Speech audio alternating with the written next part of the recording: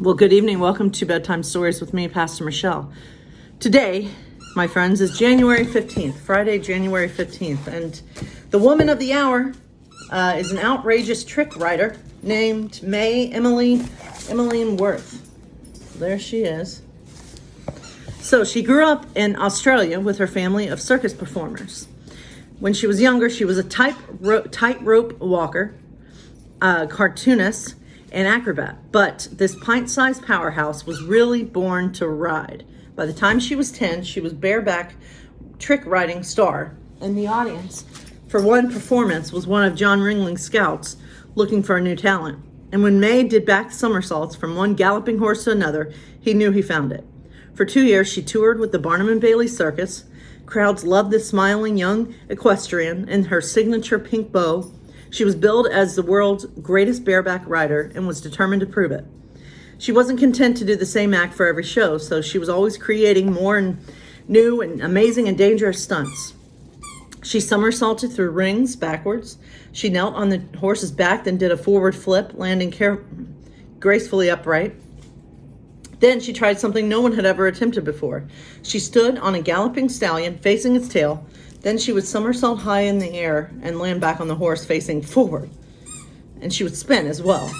She performed her trick routines while music played, and she occasionally danced the Charleston, a popular dance at the time, while standing on the horse's back as it galloped around the ring.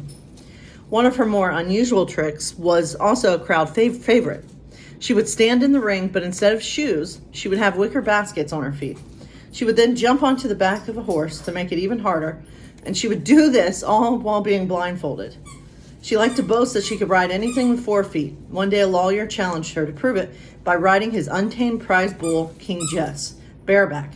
A talented equestrian as daring as May was not about to back down from a dare. So she not only did the bull, but she did a handstand on the bull's back.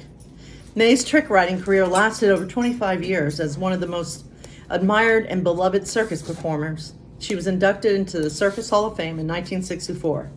She was born to ride, and she did that better and more spectacularly than most.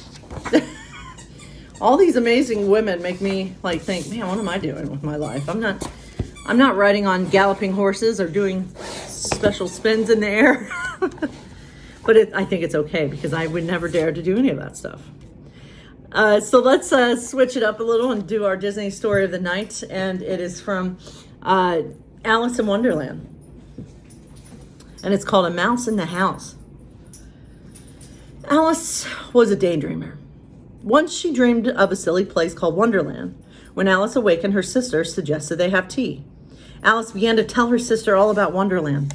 I know I was only dreaming, but it all seems so real. I attended the strangest tea party at which the Mad Hatter and March Hare, they were the hosts of the party. They kept offering me tea, but refused to serve me any.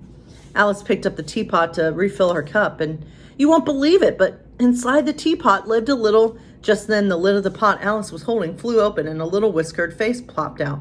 Eek! Alice yelled, slamming down the lid. Her mind raced. How could the dormouse from her dream have crossed over into her real life?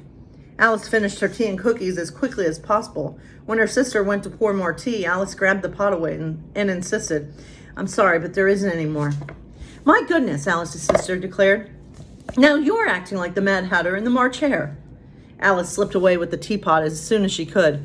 Maybe if I doze off again, I can dream this little fellow back where he belongs. But she couldn't fall asleep. Finally, she lifted the lid off the pot. I'm sorry, she told the mouse. I'm not sure what else to do.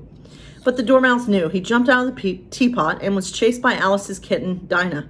The dormouse ran into the stump that led to the rabbit hole of Alice's dream. But the kitten stayed behind. The inside of the stump looked too dark and scary to the little cat. Alice waited, but the dormouse did not come out again. That night as she slept, she dreamed of Wonderland again. She was back at the unbirthday party, waiting to be served a cup of tea. The dormouse threw open the teapot and gave Alice a sleepy grin. Thank you, miss. And whatever you do, please don't dream about your cat. All right, dreams. I always have some weird dreams when I sleep.